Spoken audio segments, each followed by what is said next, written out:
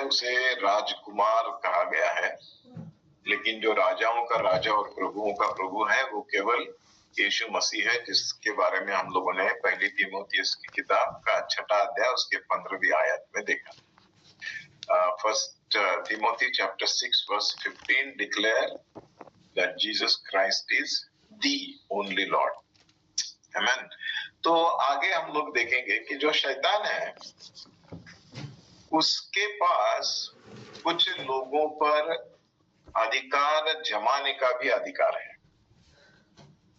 अब इस बात को थोड़ा विस्तार से समझना जरूरी है, क्योंकि हम लोग देखते हैं कुछ गलत चीजों को भी अपनी कलीसिया में होते हुए, तो हम लोगों को इस बारे में कंफ्यूज नहीं रहना है।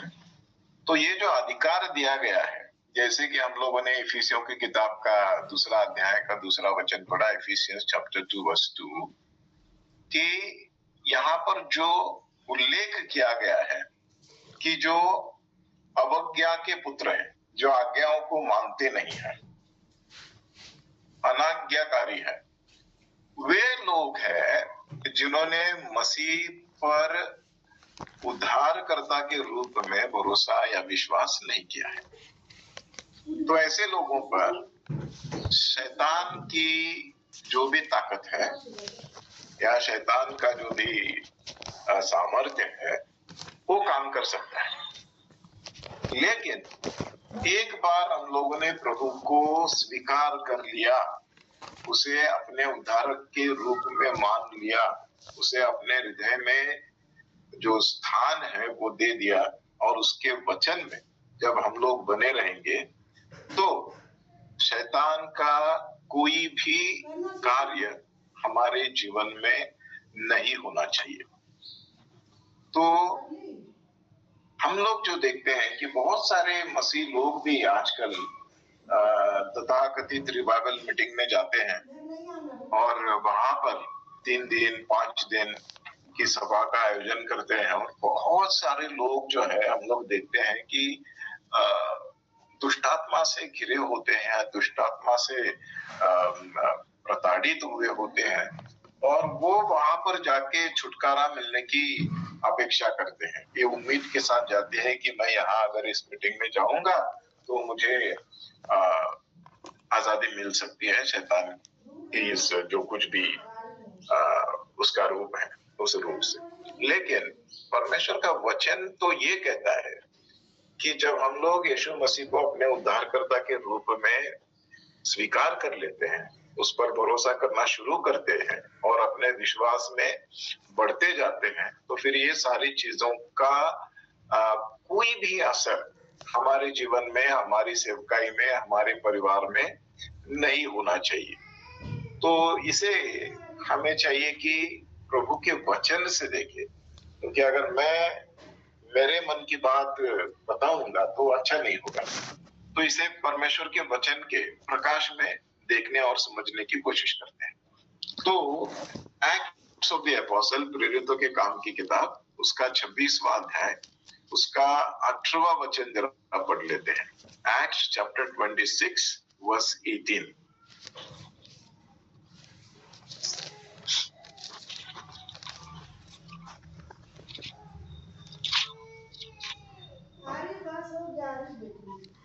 कि तू उनकी आंखें खोले कि वे अंधकार से ज्योति की ओर और शैतान के अधिकार से परमेश्वर की ओर फिरे, कि पापों की क्षमा और उन लोगों के साथ जो मुझ पर विश्वास करने से पवित्र किए गए हैं मिरास पाए। मिरास पाए जी। तो यहाँ पे साफ साफ शब्दों में लिखा है कि जब हम लोग प्रभु पर विश्वास करते हैं तो हमें एक खास, अंग्रेजी में कहते हैं कि उसे प्रिविलेज, वो प्राप्त होता है।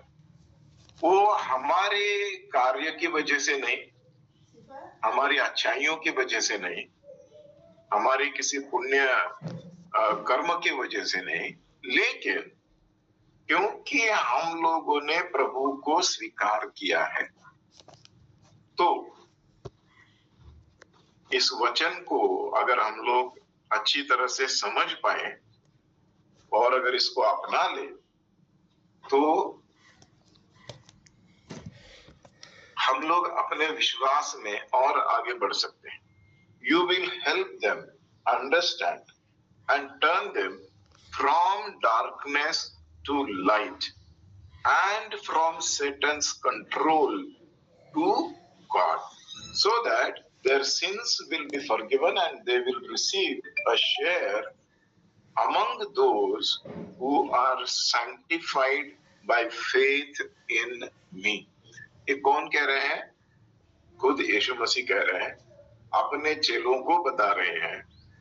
जिन लोगों ने परमेश्वर के इस वचन का प्रचार और प्रसार करने का कार्य शुरू किया है, उन लोगों को और ताकतवर बनाने के लिए और सामर्थ्यशाली बनाने के लिए यहाँ पे हम लोग देखते हैं कि किस तरह से यीशु मसीह यहाँ पर बात कर रहे हैं. इस बात को समझने के लिए हम लोग थोड़ा सा पहले से पढ़ना शुरू कर देते हैं. 15, 16, 17 और 18 वचन हिंदी में भी पढ़ लेंगे, मैं अंग्रेजी में पढ़ता हूँ आप लोगों के लिए. I asked, who are you, Lord? The Lord answered, I am Jesus, whom you are persecuting. But get up and stand on your feet, because I have appeared to you for the very purpose of appointing you to be my servant and witness on what you have seen and of what I will show you. I will continue to rescue you from your people and from the Gentiles to whom I am sending you. You will help them understand and turn them from darkness to light and from Satan's control to God. यहाँ पर comma है, full stop नहीं है. So that their sins will be forgiven and they will receive a share among those who are sanctified by faith in me. Amen. तो ये इतना लंबा चौड़ा जो बातचीत हो रहा है, ये पौलुस और यीशु मसीह के बीच में हो रहा है. अब जब हमें ये बताया गया है कि जब आज्ञा दी गई है कि जब हम लोग जाते हैं वचन का प्रचार और प्रसार करते हैं, तो वो कह रहा है कि you will help them understand and turn them from darkness to light and from Satan's control to God. जब हम लोग ये कर रहे हैं और अगर पूरी तरह से कर दिया है, अगर हम लोगों ने परमेश्वर का परिचय इन लोगों को अच्छी तरह से कर दिया है, तो फिर इनके मन में कोई भी डर नहीं रहेगा. शैतान के प्रति जो डर इनके मन में है वो कायम नहीं रहेगा, वो वहां से निकल जाएगा. और वो स्थान जो है, who are sanctified by faith in me, सब लोग जो है वो परमेश्वर के विश्वास में और मजबूत होते जाएंगे, पवित्र बनते जाएंगे और ज्यादा मैं कह सकता हूं कि उनकी प्रोडक्टिविटी लेवल जो है वो बढ़ जाएगी. तो ये करना जरूरी है. हम लोग ये नहीं करते हैं, बहुत सारे पास्टर लोग ये नहीं करते हैं, बहुत सारे इवेंजलिस्ट मिशनरीज ये काम नहीं करते हैं. वो बस जाते हैं और प्रचार करते हैं, लेकिन उनको मालूम नहीं है कि ये प्रचार क्यों कर रहे हैं, इसका असर कहाँ तक होना चाहिए, कहाँ तक होता है.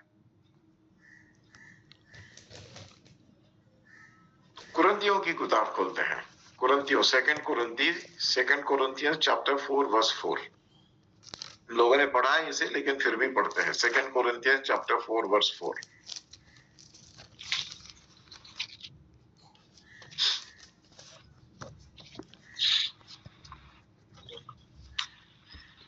और हाँ, पढ़िए. पढ़िए. और उन अविश्वासियों के लिए जिनकी बुद्धि इस संसार के ईश्वर ने अंधी कर दी है, ताकि मसीह जो परमेश्वर का प्रतिरूप है उसके तेजोमय सुसमाचार का प्रकाश उन पर ना चमके.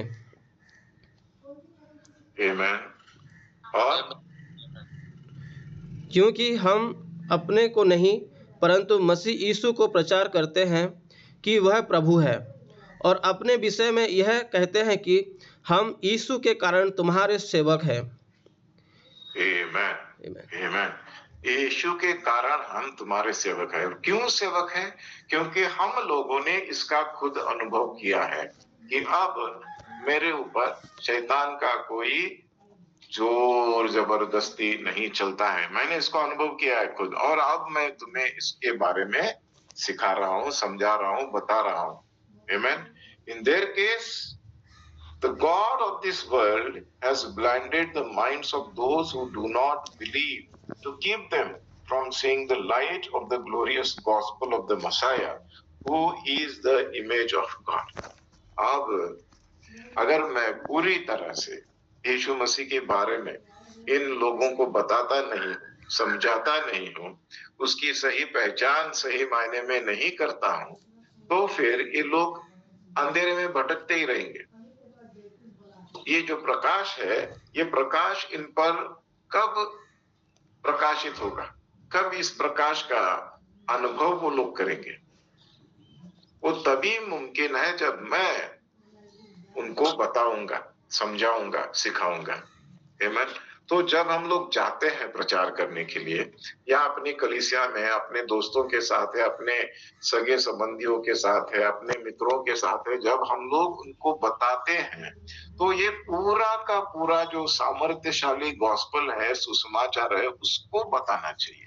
केवल इतना बताने से कि यीशु मसीह हमारे पापों के लिए आया, हमारे पापों के लिए मारा गया, हमारे पापों के लिए गाड़ा गया, तीसरे दिन फिर से जीवित हुआ और अब परमेश्वर के दाहिने हाथ में जाकर बैठा है, ये पूरा सुसमाचार उन लोगों के लिए नहीं है जो लोग पहले से विश्वासी नहीं है।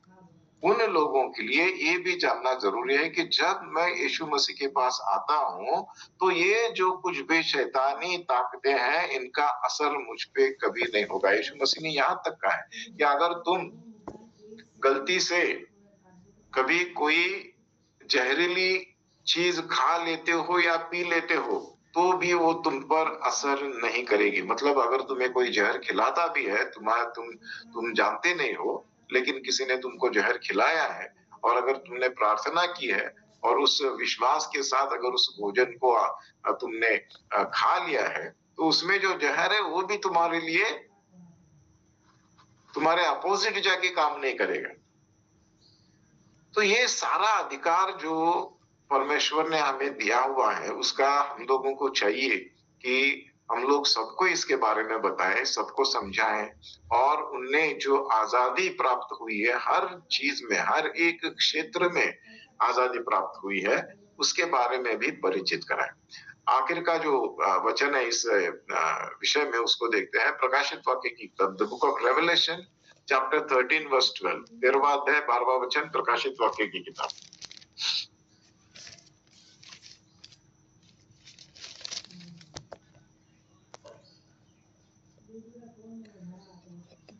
तेरह का 12। जी, 13 का 12।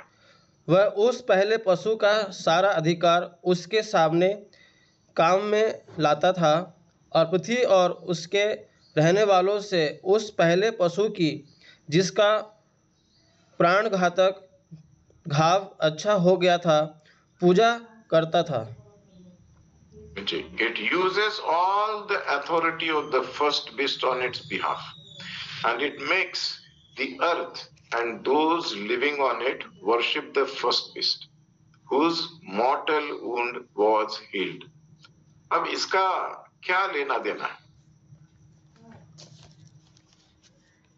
13वां अध्याय का 3रा वचन जरा पढ़ लीजिएगा प्लीज।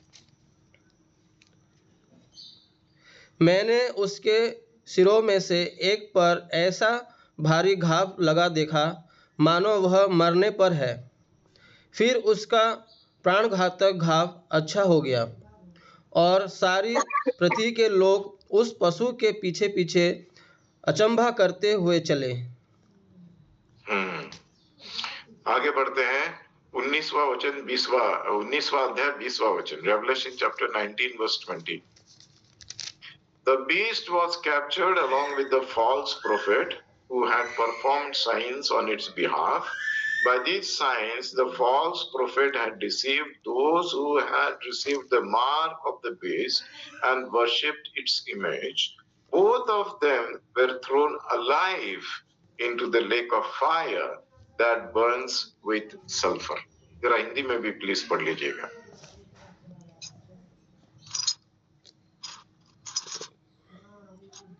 कितना बोले? जी 19 का 20। अच्छा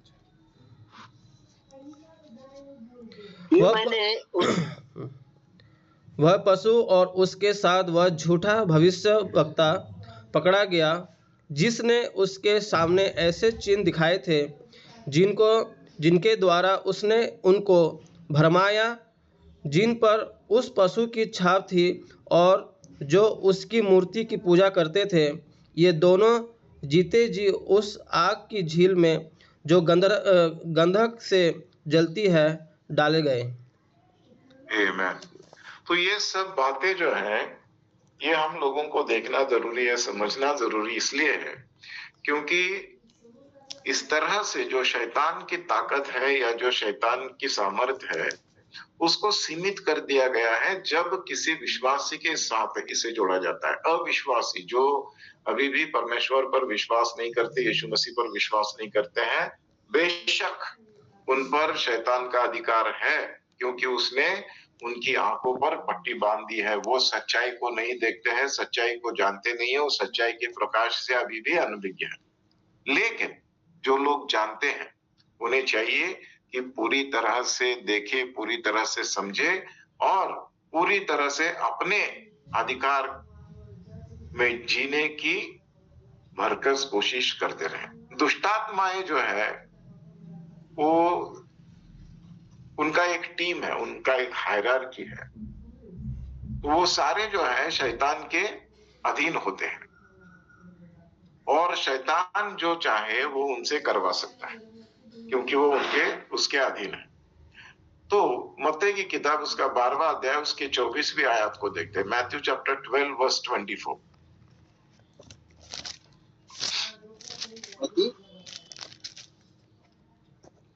मत्ती का कौन सा सर? 20 जी 12वां अध्याय उसका 24वां वचन।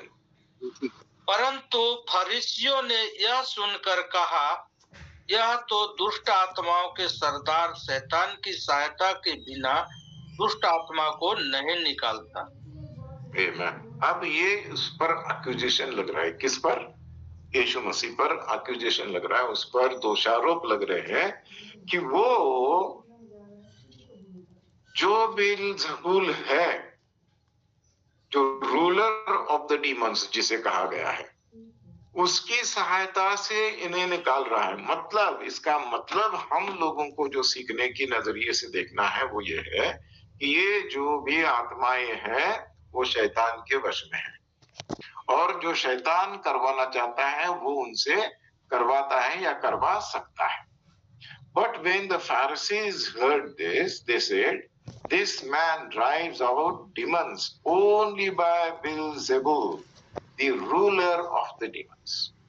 तो हम लोगों को अध्ययन के लिए एक वचन जो है वो यहाँ पे मिलता है, दिखता है कि सारे जो डीमंस है, जो दुष्टात्माएं हैं, वो शैतान के वश में है और उसकी एक उपाधि जो है वो दुष्टात्माओं का राजकुमार। शैतान को क्या कहा गया है? दुष्टात्माओं का राजकुमार। तो इसे भी हम लोग मत्ती में ही मिलते हैं। ये बात जो है वो हमें मत्ती में ही मिलेगी। उसका 9वां अध्याय उसका 34वां वचन देख लीजिएगा। परंतु फरीसियों ने कहा, यह तो दुष्ट आत्माओं के सरदार की सहायता से दुष्ट आत्मा को निकालता है। Amen. But the Pharisees kept saying, he drives out demons by the ruler of demons. तो हम लोग इस बात को समझना जरूरी है कि ये जो युवराज है, ये जो राजकुमार है, ये हमेशा से लोगों पर, जो लोग यीशु मसीह पर विश्वास नहीं करते, बार बार मैं इस बात को दोहरा रहा हूँ, इसलिए दोहरा रहा हूँ क्योंकि हम जितने भी यहाँ पर इकट्ठा हुए हैं इस मीटिंग में, हम सब लोग यीशु मसीह पर विश्वास करते हैं, हम लोग सब परमेश्वर पर विश्वास करते हैं। परमेश्वर के वचन के अनुसार हमारे दिल में परमेश्वर ने रोमियो की किताब 5वां अध्याय 5वां वचन पवित्र आत्मा के जरिए हमारे हृदय में अपना प्रेम, अपना प्यार, अपनी मोहब्बत उंडेली है। हम लोगों को चाहिए कि हम लोग इस अधिकार में चले ताकि शैतान को कोई जगह ना मिले हमारे बीच में, हमारे परिवार में, हमारे जीवन में उसे कोई अधिकार नहीं है। इस बात का पता हमें होना चाहिए।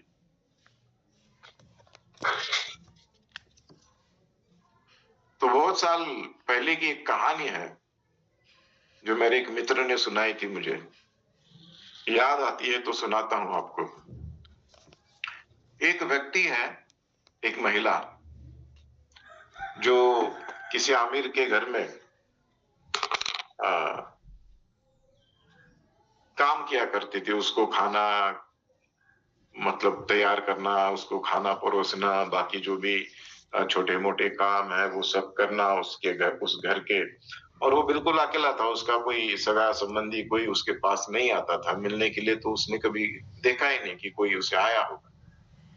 तो एक दिन ये जो व्यक्ति है वो मर जाता है, उसकी उम्र हो चुकी है, ढल चुकी है। तो वो जो उसका मृत्यु हो गया, तो ये जो है वो थोड़ी सी हैरान हो जाती है क्योंकि आमदनी का एक ही जरिया था, वो भी अब नहीं रहा, तो क्या करेंगे।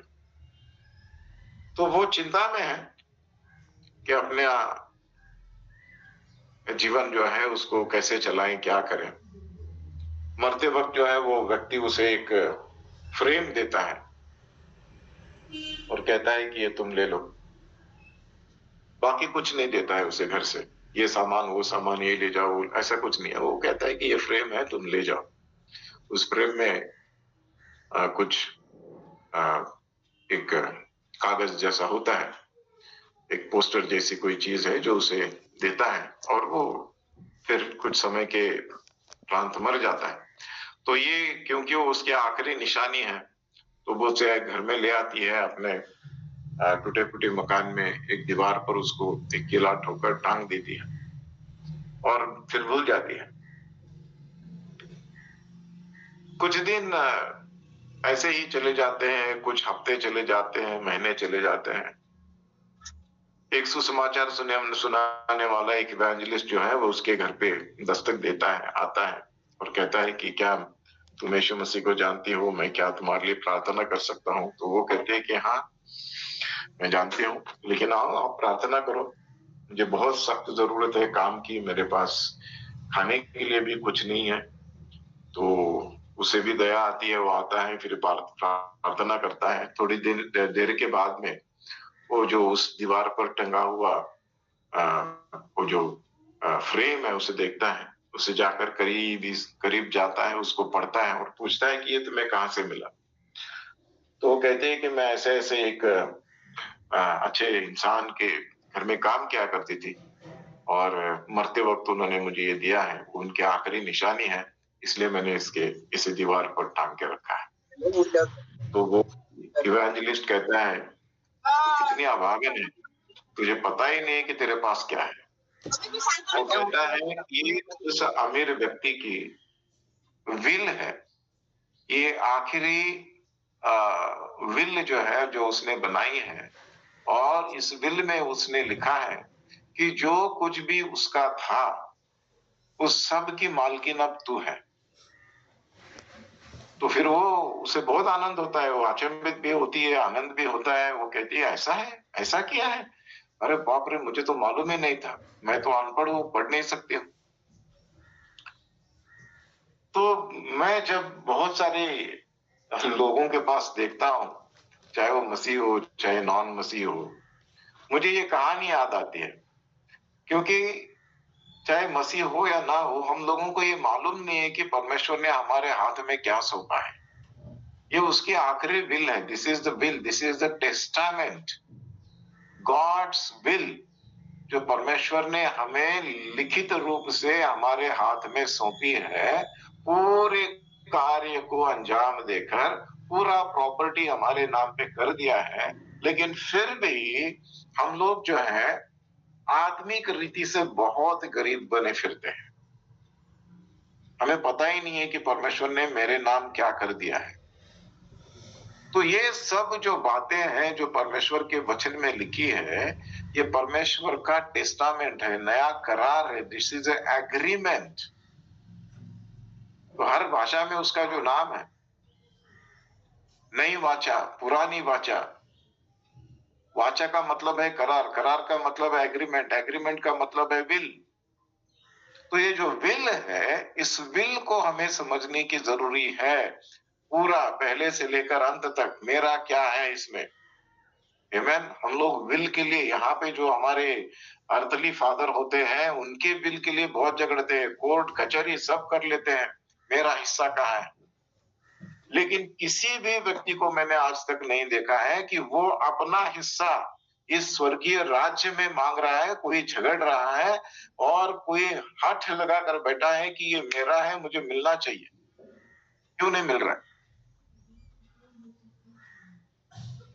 तो इस धरती पे जो संपत्ति है उसके लिए तो हम लोग लड़ते हैं, लेकिन जो हमारी स्वर्गीय संपत्ति है, जो स्वर्गीय स्थानों में जो हमें परमेश्वर ने आशीषों से भरपूर कर दिया है, उन आशीषों के बारे में हम लोग ज्यादा चिंता नहीं करते हैं. तो मुझे लगता है कि हमें उसके बारे में थोड़ा ज्यादा चिंता करना चाहिए, उसके बारे में थोड़ा और सजग होना चाहिए. मत्ती का किताब फिर एक बार इसे पढ़ते हैं और फिर आगे बढ़ते हैं. 9वां अध्याय 34वां वचन जरा पढ़ लेते हैं फिर एक बार.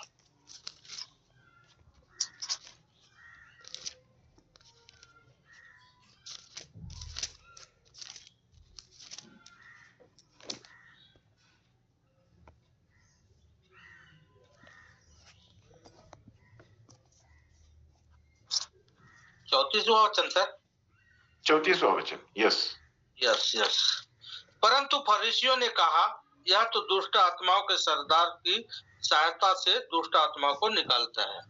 आमेन. ये दुष्ट आत्मा की सहायता से दुष्ट आत्मा को निकालता है. तो उसके बगैर मतलब उसका जो कंट्रोल है, वो कंट्रोल इस राजकुमार का, इस युवराज का उस दुष्टात्माओं पर है, और जो चाहता है वो उनसे करवा सकता है.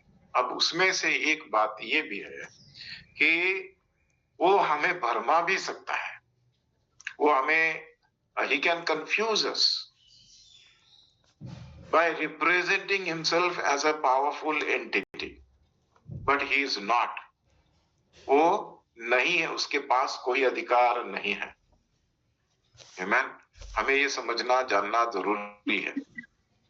उसका सबसे बेहतर उदाहरण मैं आपको बताऊं, अगर आप इसे पिक्चर कर सकते हैं तो करके देखिए अपने दिमाग में, अपने मस्तिष्क में, कि एक ऐसा व्यक्ति जो कुर्सी पे बैठा है, उसको बिठाओ, कुर्सी पे बिठाओ. उसे ना तो हाथ है ना पांव है. उसके हाथ भी काट दिए गए हैं, उसके पांव भी काट दिए गए हैं. ये मैं नहीं कह रहा हूं, ये परमेश्वर का वचन कहता है. एक ट्रांसलेशन में लिखा है, क्या है कि he defeated him. What is defeated him? defeated him मतलब उसके पैर काट दिए. जिसके पैर नहीं है वो हिलेगा कैसे? बहुत मुश्किल है. He has disarmed him. इसका मतलब है कि he has cut his arms also. उसका हाथ भी नहीं है, उसका पैर भी नहीं है. वो एक मांस का गोला है जो पड़ा हुआ है कहीं, और जब तक उसे कोई उठाता नहीं है, एक स्थान से दूसरे स्थान में नहीं ले जाता है, वो हिल भी नहीं सकता है, डुल भी नहीं सकता है, कुछ नहीं कर सकता है. और हम लोग ऐसे चीज से घबराते हैं, ऐसे चीज से डरते हैं. Who has been defeated and disarmed. By whom? By Jesus Christ. इसलिए यीशु मसीह कहता है, अंग्रेजी में बहुत सुंदर इसका एक शब्द का प्रयोग किया गया है कि we are more than conquerors in Jesus Christ. हम विजेता से भी बड़े हैं यीशु मसीह में।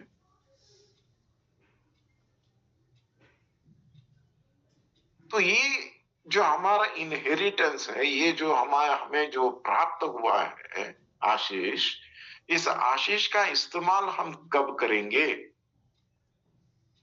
अपने लिए भी और औरों के लिए भी।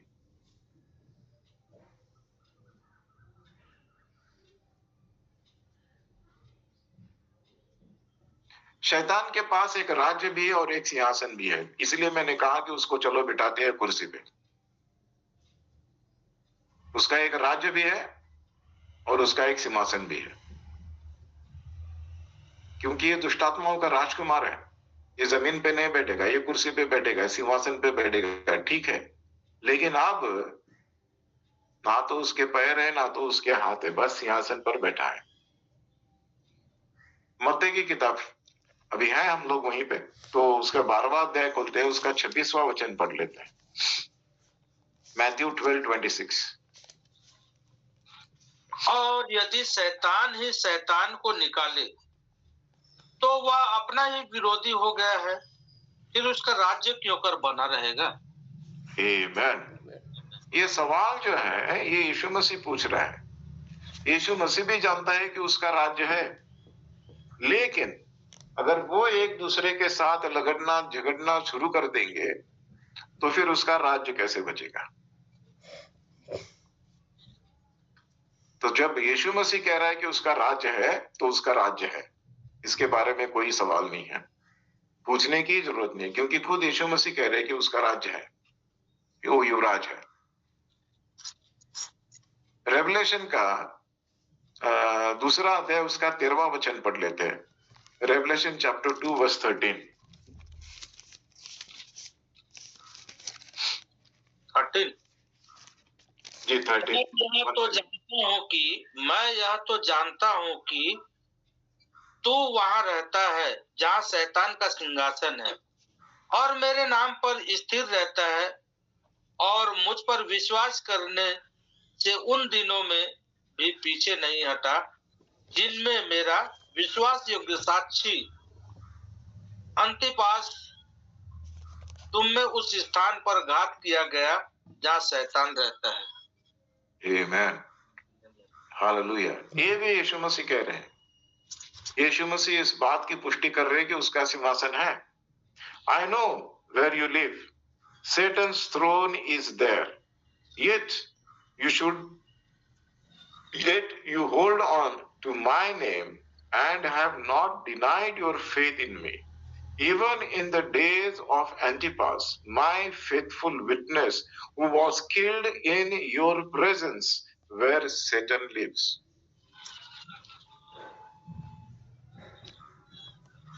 तो शैतान को राजकुमार इसलिए कहा गया है क्योंकि वो एक शासक है और लोगों को प्रभावित करके और दुष्टात्माओं को आदेश देकर दुनिया में बुराई को फैलाना और उसे प्रकट करना, इन दोनों चीजों की सामर्थ्य शक्ति जो भी हम लोग शब्द का इस्तेमाल करना चाहेंगे वो उसके पास है।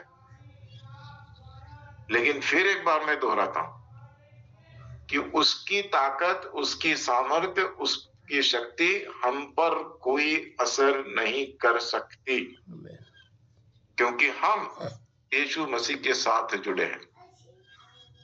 इफिसियों की किताब का 2 अध्याय 2 वचन में हवा का अर्थ पृथ्वी के ऊपर जो एक अदृश्य क्षेत्र है वो हो सकता है जहां शैतान और उसके चेले जो हैं या राक्षस जो है या उसके हस्तक है, जो भी है, वो सब घूमते रहते हैं और वहां पर वो मौजूद भी होते हैं। तो ये जो स्थान है ये निश्चित रूप से पृथ्वी का जो वायुमंडल है, जिसे हम लोग हवा कहते हैं, हवा का जो स्थान है उसके ऊपर है। इफिसियों के ही 6 अध्याय के 12वें वचन में पौलुस जो है वो लिखता है कि हमारा ये जो मल्ल युद्ध मांस और लहू से नहीं परंतु हाकिमों से, अधिकारियों से और इस वर्तमान अंधकार पर शासन करने वाले विश्व शक्तियों से और आकाश में दुष्टता की आत्मिक शक्तियों से है। तो हवा नामक ये जो क्षेत्र है जो इन दुष्ट शक्तियों से भरा हुआ है, एक वास्तविक स्थान हो सकता है।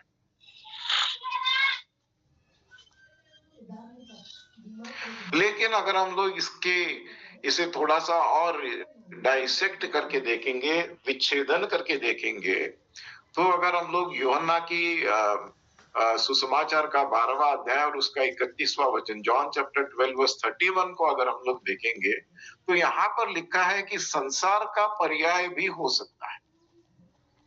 ये पूरा संसार जो है वो शैतान का क्षेत्र है।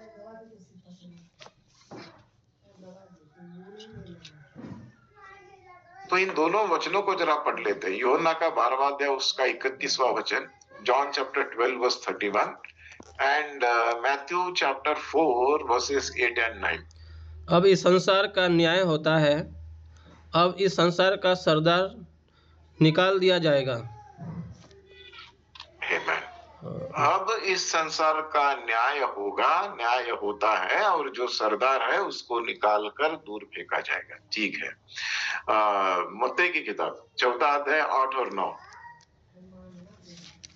फिर शैतान उसे एक बहुत ऊंचे पहाड़ पर ले गया और सारे जगत के राज्य और उसका विभव दिखाकर उसने कहा कि यदि तू गिरकर मुझे प्रणाम करे तो मैं यह सब कुछ तुझे दे दूंगा। तो हम लोग ये भी देखते हैं कि जो उसके वश में है, कोई भी चीज अगर कोई किसी को देना चाहता है तो पहले उसके पास होनी जरूरी है। तो इसका मतलब है कि शैतान के पास ये अधिकार है कि वो उससे चाहे तो किसी और को भी सुपुर्द कर सकता है, दे सकता है। तो इसका मतलब है कि ये जो पूरा संसार है वो उसके अधीन है। तो जिस संसार में हम लोग रहते हैं वो संसार ही, ये जो दुनिया है, उस दुनिया का मालिक कौन है? शैतान है, क्योंकि उसको अधिकार सौंपा गया है। तो ठीक है। लेकिन जो अभी हम लोगों ने 12वां अध्याय 31वां वचन पढ़ा कि उसका न्याय होगा और फिर ये जो सरदार है उसे उठाकर पटक दिया जाएगा, इसे उठाकर दूर फेंका जाएगा। लेकिन हम लोग देखते हैं कि इन सब चीजों के बावजूद शैतान के जो पास वर्तमान विश्व की जो व्यवस्था है, उस व्यवस्था में भी उसका अधिकार है। क्योंकि जितने भी हमारे शासक हैं, अब हम लोग भारत की बात करेंगे, तो भारत में आज की तारीख में सेंट्रल गवर्नमेंट किसका है? बीजेपी का है। भारत की जो व्यवस्था है उसमें शक्ति और अधिकार दोनों आज बीजेपी के पास है। उनकी शक्ति जो है वो सीमित है, वो जो इस देश में करना चाहते हैं कर सकते हैं। परमेश्वर के राज्य में दखल देने की उनको अनुमति नहीं है। लेकिन जो भी भारतवर्ष है, हिंदुस्तान है, जो भी वो इसे नाम देना चाहते हैं, इसमें जो कुछ भी वो करना चाहते हैं कर सकते हैं। लेकिन परमेश्वर जो है वो इन सारी चीजों को नियंत्रित कर सकता है अगर उसे अधिकार दिया गया तो। इसलिए जो प्रार्थना हमको यीशु मसीह ने सिखाई है, अपने चेलों को सिखाई है कि let your will be done on earth as it is in heaven. This is a request, this is a invitation to God. हम लोग परमेश्वर को निमंत्रित कर रहे हैं, आमंत्रण दे रहे हैं कि जैसे तुम्हारी इच्छा स्वर्ग में पूरी होती है वैसे ही इस धरती पर भी हो।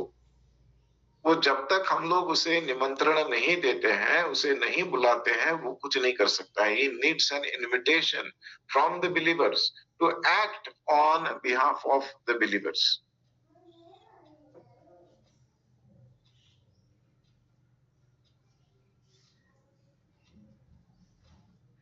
पुरानी भाषा में थोड़ा वापस चलते हैं, वहां पर अय्यूब की किताब खोलते हैं, उसका पहला अध्याय उसका 12वां वचन जरा देख लेते हैं। ब्रदर 1 मिनट ब्रदर, लास्ट आप कुछ बोले, see Indian government authorities work through demonic forces, but जब Yes. हम अधिकार देते हैं डजंट वर्क समथिंग, वो आई जस्ट मेरा थॉट, मेरे बेटे का कॉल आ गया, I couldn't hear it. Okay, हाँ लास्ट पार्ट। तो जो हम लोग देख रहे हैं यहाँ पर, जो परमेश्वर के वचन के अनुसार, हेलो, हाँ brother I am listening. Ayub 12 का कितना बोले सर? ओके, ठीक आहे। तुम्ही जरा मी यायला लेट झाला तरी एक 5 मिनिटं थांबा, मी येतो।